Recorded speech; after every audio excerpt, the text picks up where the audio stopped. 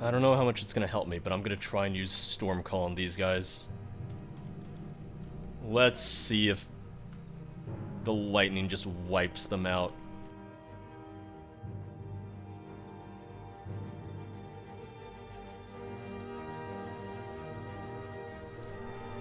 Okay, now it's not as bad. I don't know what it was. Is it just because they were behind me before? Did they just get like a shot at my back and it just murdered me?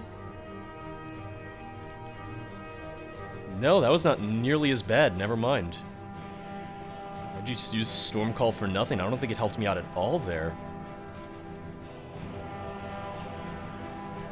Wait. Did I miss a key on them? No. No. Oh, is there another bark enemy down there? I guess so. Wait, can I even... Okay, no, I see a path down there.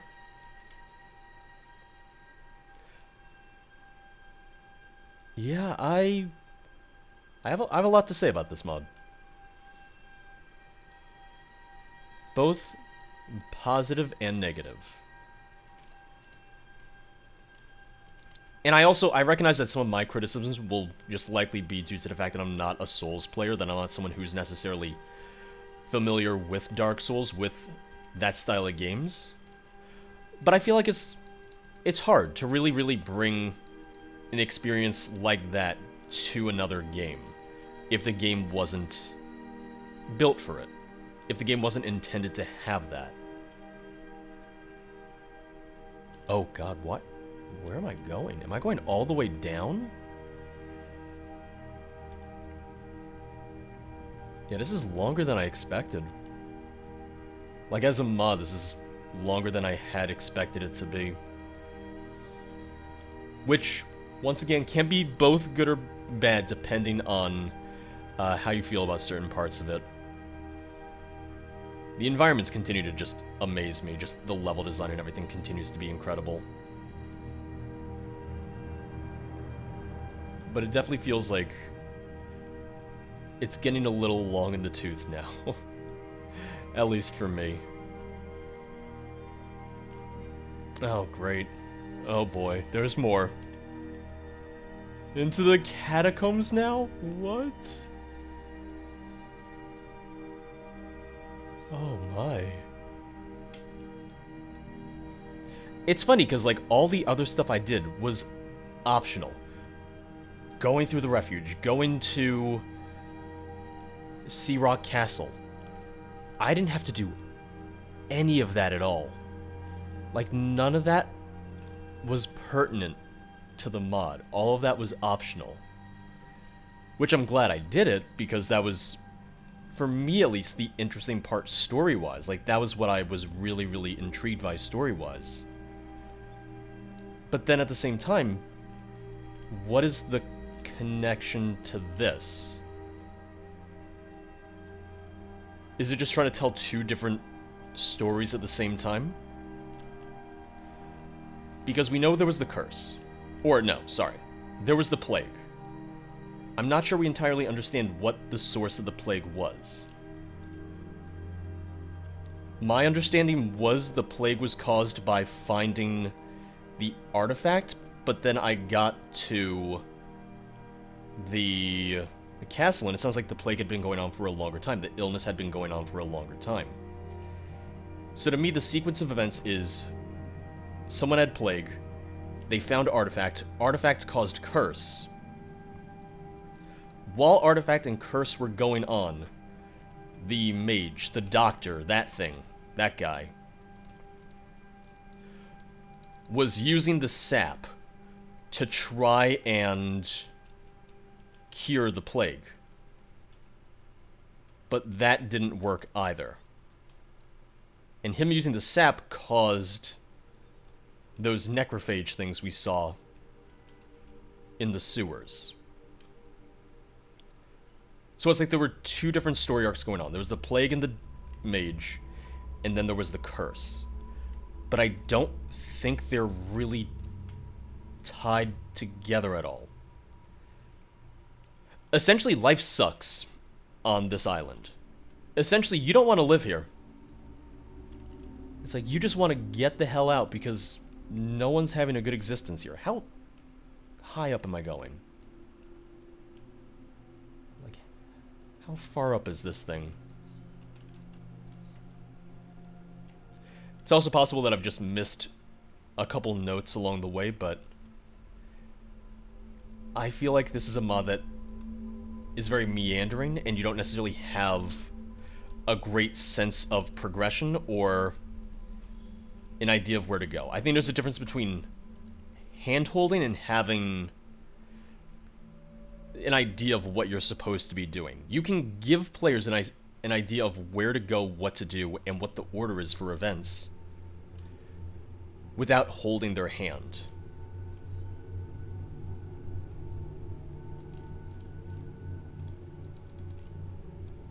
Like, I think hand-holding is just a term that's not necessarily always used appropriately for mods and for games. Alright, you gotta calm down. I mean, he's not hurting us too much. Like, we're taking some slight damage from him, but nothing really that bad.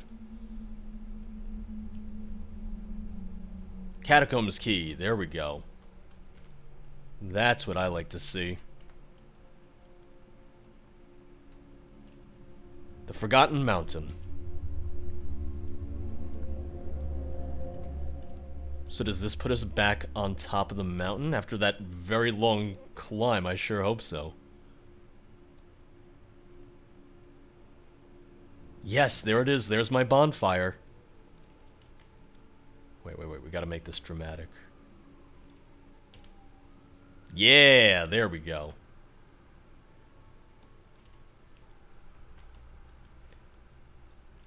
Wait.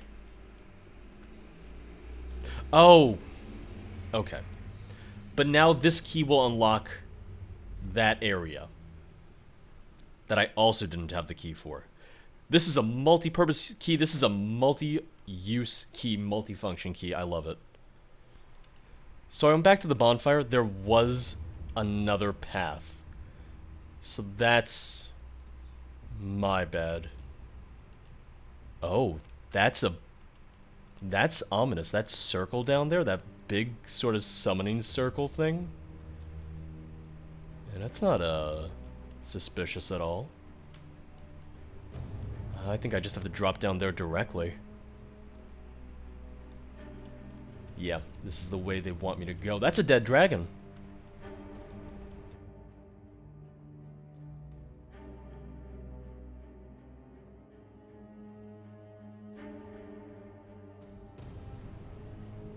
I don't like that there's nothing here.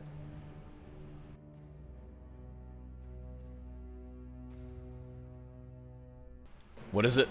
Oh no, not this asshole again! The Last Guardian. Okay, yeah. I mean, it's a different asshole than the other one, but... oh, God. We're probably just gonna do slow time, honestly. If you could just stop draining my health. Like, look at what he just did to my health. I know I said I didn't want to use vanilla potions, but I feel like I have to in this case. I feel like I almost need to.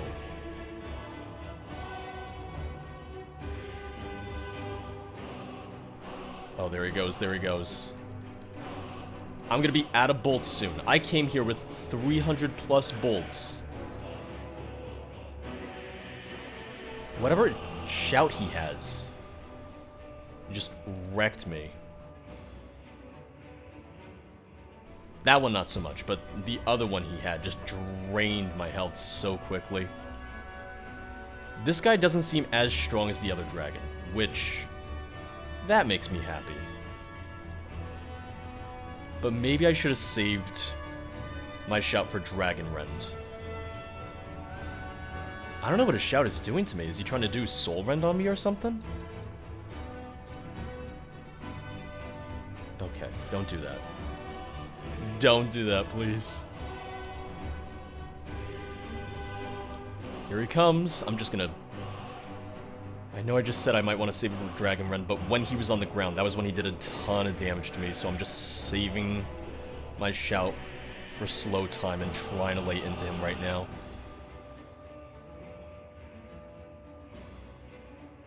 Slow time is just going to be my favorite shout for this mod. If I can just keep staggering him, like, that's my best bet. And using this sword is also really, really helpful because it restores my health. It has the lifesteal. Oh. There we go. I hope I don't die in this animation because I had him steal my life. My health is fine. My health is good. Okay. Oh, what a relief. I was so terrified during that fight. Even though I didn't wipe during it, I didn't die once during it, I came super, super close. And that was really, really, really scary. Even though I saved just before it. Oh, here we go. Back through the mist.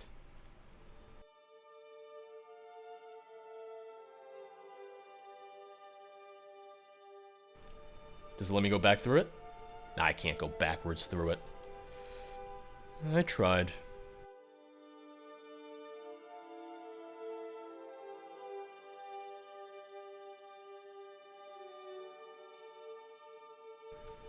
I'm just gonna make a hard save here.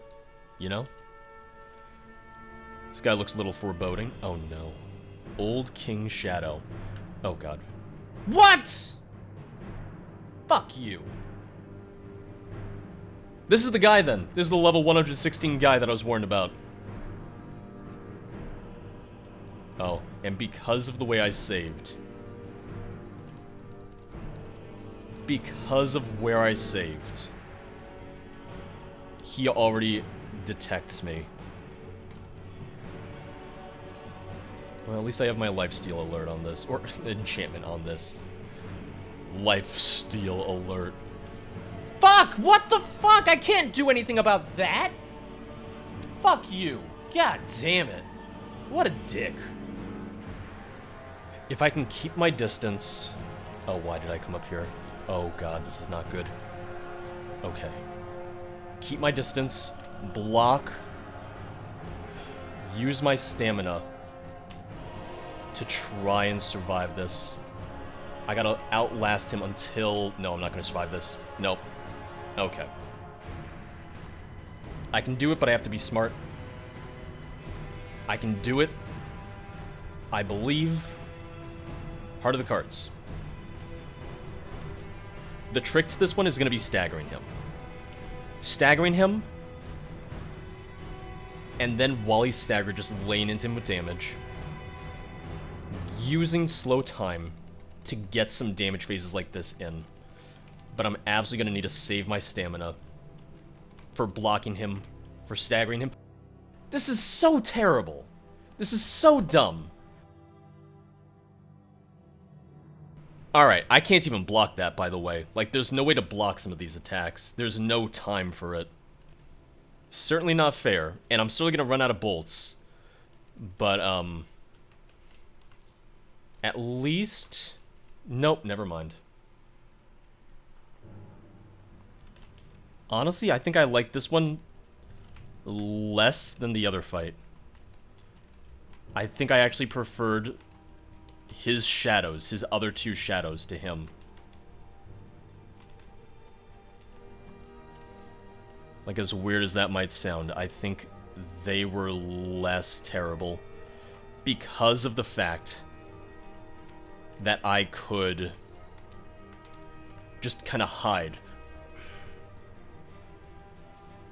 I hate this. Once again, the rest of the mod was not like this at all. So it just feels kind of like inconsistent. Like, there was no prep for this. There was no real lead up to this unless you count his two shadows from before as the lead up. Which I don't know if I would.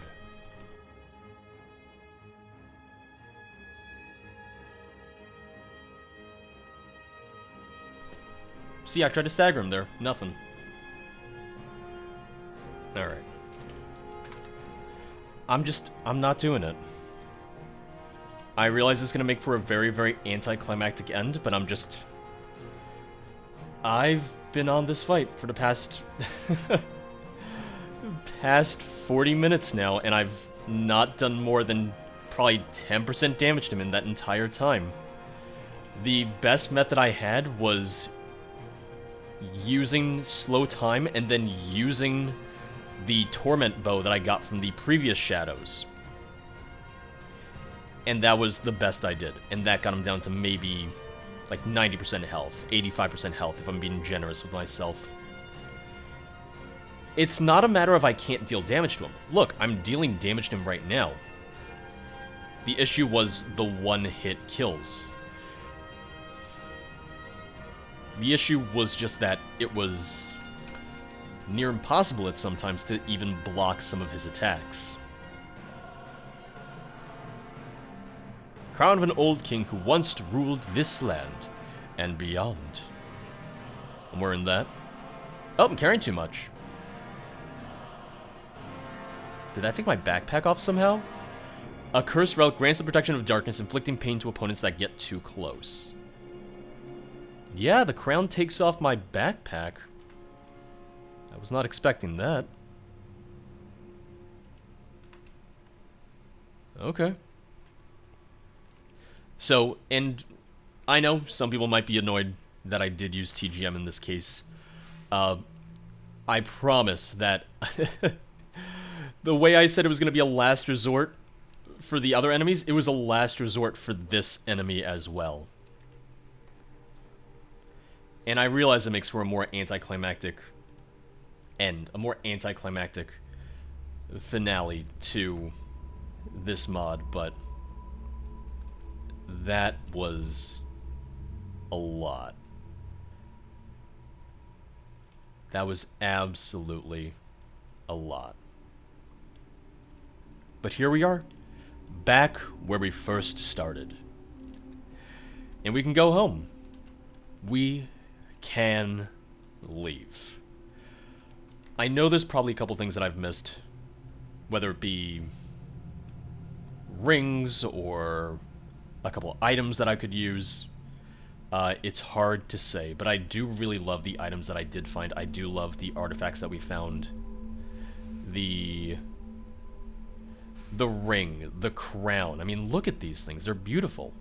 The items that were just on some random enemies. The Knight Shield, the Knight Crusader Shield, the Crescent Shield, the different rings. Like, all of that is so beautifully crafted and looks so fantastic. Like, look at this. I love the attention to detail. I love the little scuffs, the little scratches on it. It makes it feel very realistic, very worn. The way that even just the engravings and everything, they do look a little worn, and it is just something where it's like, this is an older ring, this is a legendary ring that's been passed down through the ages. It makes sense that it would look this way. Wait, can I not have both the... Oh, wait. Yeah, because I put the Ring of Pain on, you know, it took off my other ring, that's why. So let's just drop a couple things that I know I don't need. I love the Knight Shield, but it's not great, so we're not going to use it. I want to try out the weapons that I just got. I want to use... Where is it? Where is it? There it is. I want to use this sword. I want to try this against a couple enemies. So for that, we're just going to go back to Skyrim. Thank you for watching Darkend here on Skyrim Saturday. Once again, I want to apologize for the final videos in this series having the missing game audio, and in the future I'll make sure to double check my audio sources after a Windows update. This is a mod that does a lot of things right, and I would say I enjoyed about 80% of it, and didn't enjoy about 20%. And while that sounds like a pretty positive percentage of content that I enjoyed, that 20% that was rough felt really rough, and did sour my enjoyment of the mod overall. To start, let's talk about what I enjoyed. I loved the dark setting, this sense of doom and gloom in an abandoned town and village.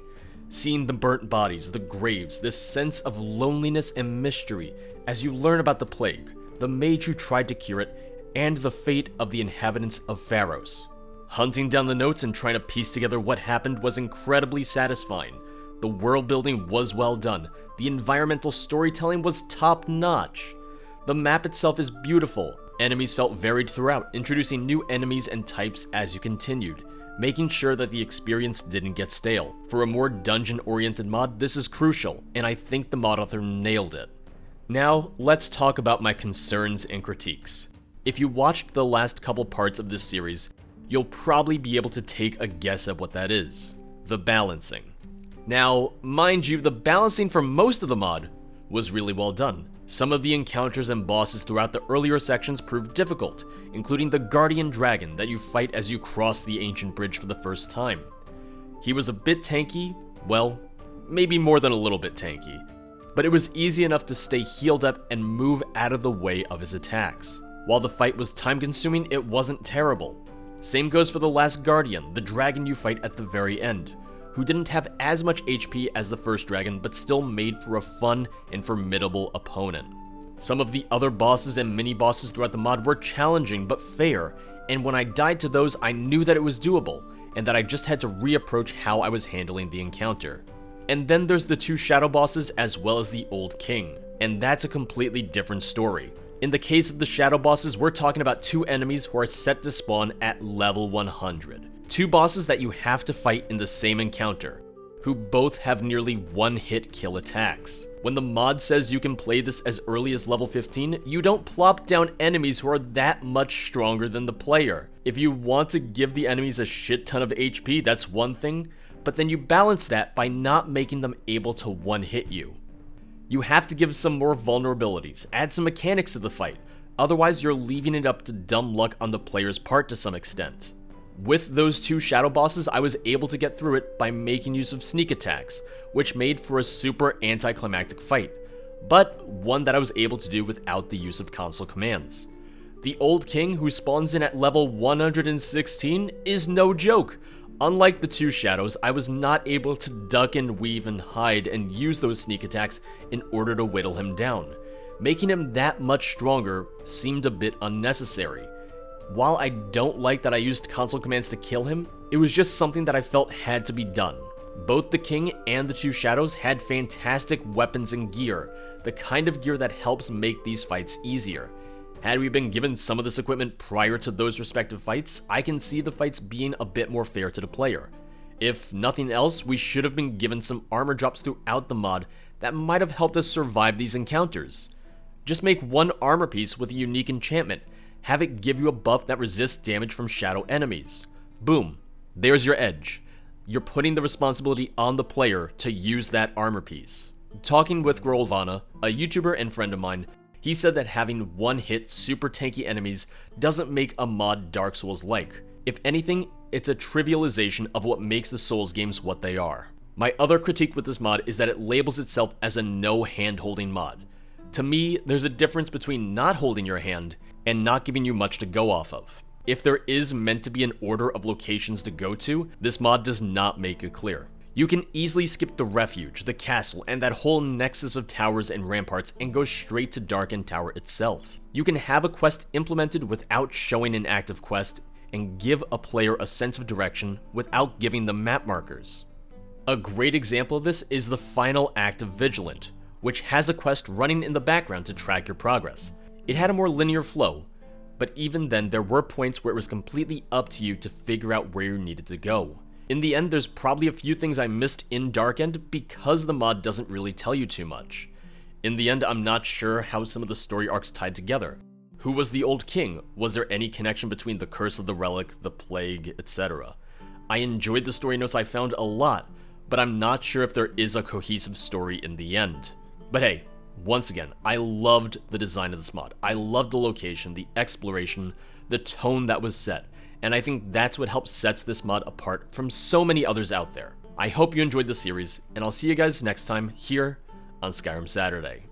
Thank you for watching. Bye bye.